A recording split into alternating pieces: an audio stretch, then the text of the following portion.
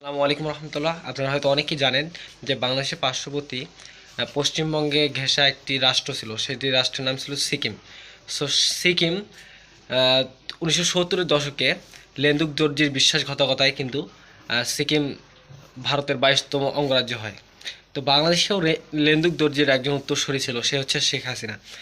সে 5ই আগস্টের আগে যখন সে দেখলো যে তার ক্ষমতা কোনোভাবে টিকায় রাখা সম্ভব নয়, সে তখন ভারতীয় পররাষ্ট্রমন্ত্রীকে ফোন দিলেন এবং বললেন যে এখানে আপনারা এখানে আসেন এবং সামরিক আগ্রাসন চালিয়ে আপনারা আমাকে ক্ষমতায় রাখেন বা ক্ষমতায় বহাল রাখেন। তো এরকম কিছু বলেছিল।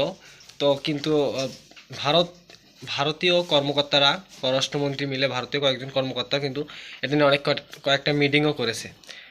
তো পরবর্তীতে ডাক্তার ইউনূসের কারণ যখন দেখা গেল যে অন্তর্বর্তীকালীন সরকারে ডাক্তার ইউনূস আসলো, তো ডাক্তার ইউনূসের কারণে কিন্তু বাংলাদেশে যে ভারতীয় আগ্রাসন চালানোর কথা ছিল সেটা চালাতে পারেনি। কারণ ডক্টর মোহাম্মদ ইউনূসের বিশ্বব্যাপী কিন্তু নেতৃত্বের একটা গ্রহণযোগ্যতা ছিল এবং জনপ্রিয়তা ছিল। এ কারণেই কিন্তু ভারত কিন্তু বাংলাদেশে আগ্রাসন চালাতে পারেনি।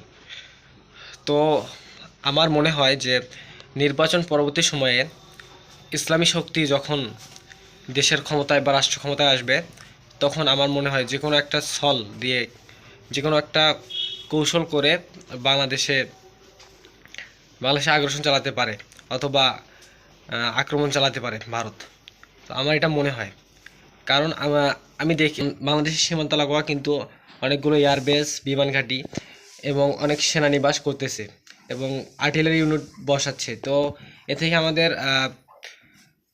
আমাদের এটা বিশেষ করে নিতে হয় যে বাংলাদেশের সাথে কোনো একটা দীর্ঘমেয়াদী সংঘাতে জড়াতে চাচ্ছে দিল্লি।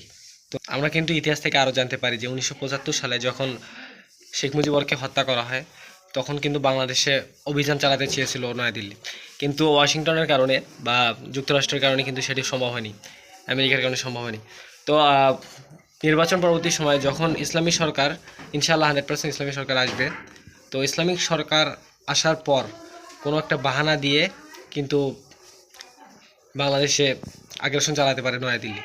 সুতরাং আমাদের সকলকে সতর্ক থাকতে হবে এবং আমাদের নাগরিক হিসেবে সবাইকে সামরিক প্রশিক্ষণ নেওয়া বাধ্যতামূলক। যদিও সরকারিভাবে আমাদেরকে সেটা করতেছে না, তো আমরা বিভিন্নভাবে প্রশিক্ষণ চেষ্টা করব এবং সবসময় আমাদের যেসব খাদ্য সামগ্রী আছে, শুকনো খাদ্য সামগ্রী, এগুলো বেশি করে মজুত করে রাখার চিন্তা ভাবনা করব এবং বাসা বাড়িতে টিউবওয়েল স্থাপন করব, বাসায় ফার্স্ট এইডের ব্যবস্থা রাখব এবং আরও যেগুলো দীর্ঘমেয়াদী যুদ্ধ হলে যেগুলো আমাদের যেসব বিষয় আমাদের ভোগাবে সেসব বিষয়ে আমাদের সতর্ক থাকবো এবং আমরা সেসব কিছুর ব্যবস্থা আগে থেকেই করে রাখবো ইনশাআল্লাহ। তো এটাই আমাদের যুদ্ধের আগাম যে ব্যবস্থাটা নেওয়া উচিত সেটা আমরা নিব। তবে বাংলাদেশ ভারত বা গাজওয়াতুল হিন্দ এটা আসন্ন, এটা অবশ্যই আসবে 100% ইনশাআল্লাহ। তো আমাদের প্রস্তুত হয়ে থাকা উচিত।